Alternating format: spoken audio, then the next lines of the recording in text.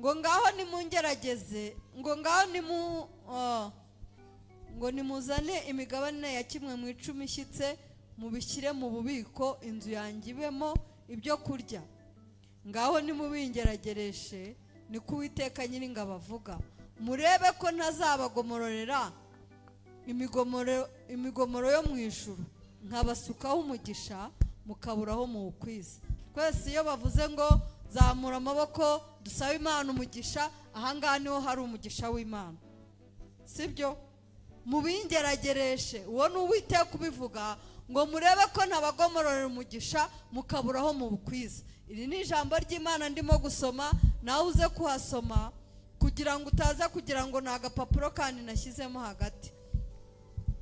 Ngo nkabasukaho umugisha mukaburaho muwukwiza.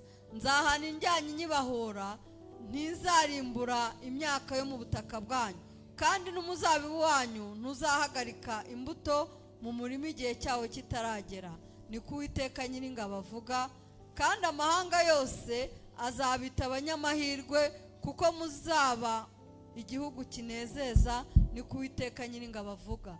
Nimba ushaka kuba umunyamahirwe mu kazi, nimba ushaka guhirwa mu rugo rwawe, nimba ushaka guhirwa mu byo ukora no mu murimo w'Imana dukora, nimba dushaka guhirwa n'abashumba birabareba, kuko twese tugomba kubikora. Nimba dushaka guhirwa rero mu nzu y'Imana ntihakaburemo ibyo kurya n'ibyo kunywa. Imana yakubwiye ko ari 1/10, ubwo ifite ibyiba yaguhaye, si njye ubiguha. Icyo nzi cyo nshinzwe kugira gute nk'umushumba, nagusengera nkagusabira umugisha, ariko kubera ko umugisha Uwiteka Imana ari uwutanga, igire bigasanga wowe uriho umuvumo wo kudatura, wo kudatanga icya 10 n'amaturo, wo kudatanga icya 10. Rero ndagira ngo nkubwire ngo nimba ushaka ko ubona umugisha, ukora iki ijambo ry'Imana rikubwira. Imana ishobora byose, Imana y'imbabazi, Imana y'imbaraga, waravuze ngo ubwoko bwawe bwishwe no kutamenya.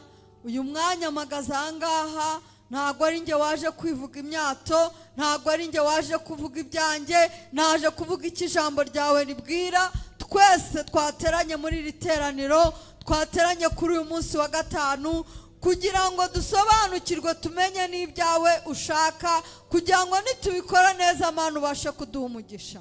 Ndasabye kugira ngo uturinde kugira amatwi y'ingumba, ahubwo uduhe kumva no kumvira ijambo ryawe, kuko Data wera wo mu ijuru, hari igihe tuba turiho umuvumo, inshuro nyinshi tugaterera imisozi, tukagusaba akazi, tugasenga twinginga ngo abantu babone akazi, abantu bafungura imiryango, abantu babone promosiyo, abantu babone urubyaro, abantu babone imigisha mu nzu yawe.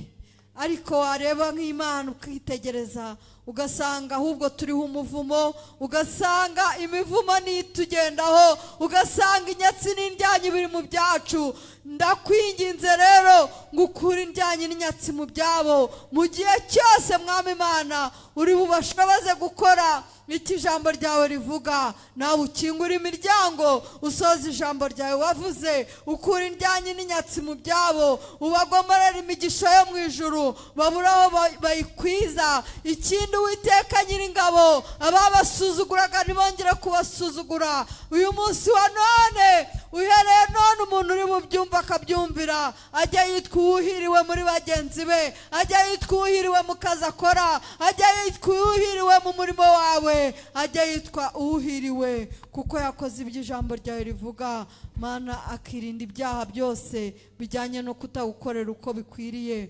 Ndagusabye Mwami wanjye, udushoboze gutanga icya 10 gikwiriye. Ngaho rero bagirire neza, ubwo bagiye kubikora, ubwo tugiye gukora umurimo, nawe Mwami Imana utugirire neza n'imbabazi. Kandi abatabikoraga Mwami, bakaba bumvisha ijambo ryawe, bakaba bafashe icyemezo mu mitima yabo, Uwiteka ubagenderere, nawe ubashoboze, ubarinde imitego ya Satani, ahubwo babikore nk'uko bikwiriye kubw'imbaraga zawe nyinshi. Ni mu izina ryawe ryera Yesu Kristo musabye, nize urakoze.